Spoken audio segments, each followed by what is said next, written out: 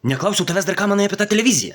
Televizija, tai sakau, aš atvirai sakau, žemiausia pati grandis. Tai taip supratau, mitingė tikrai nebuvai.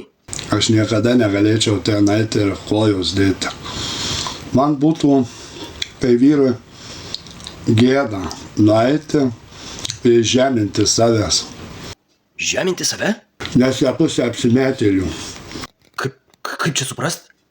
Bet tai jūs dabar žmonės pagalvokit, už ką mūsų Lietuva kovojo, už laisvą Lietuvą, jeigu žmonės negali turėti laisvos nuomonės, laisvo žodžio. Kodėl jos negali transliuoti, kas yra, o kodėl taip norima visada laisvoj Lietuvoj pakeisti teisybę. Va dabar, kaip, pavyzdžiui, tuose TikTokuose, pavyzdžiui, Facebookuose, kodėl žmonės, va, pavyzdžiui, yra tokie verčiami daryti to, ko jie nenori.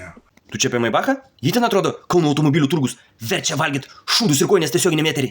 Primenu visiems, kad įmonė UAB Smart Deal Kauno automobilių turguje mane apgavo ant mažiausiai 7 000 eurų. Reikalauju visuomenės dėmesio, reikalauju teisingumo ir šiandieną mes valgome kojines. Aš jums žmonės pasakysiu, jeigu čia šitaip Lietuvoje einam, tai mes, jūs dar jauni to nesuprantam, mes grįžtam prie Tarybų sąjungos. Įsivaizduok. Sakai? Tai kita forma grįžtam, kitokios formos, jūs ir patys to nesuprantat. Per kojines?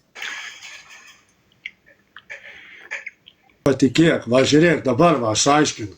Aš turiu televiziją, žurnalistiką, ane, ir man kažkokia valstybė nustatinėja, diktuoja sąlygas, kaip aš ką turiu transliuoti. Tai tu, blet, viskį pats pagalvok, tu žurnalistas esi. Petrai, taigi senai aišku, kad pizdėts. Visi šoka pagal kažkieno dūdelę.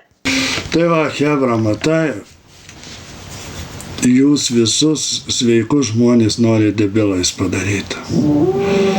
Tai va.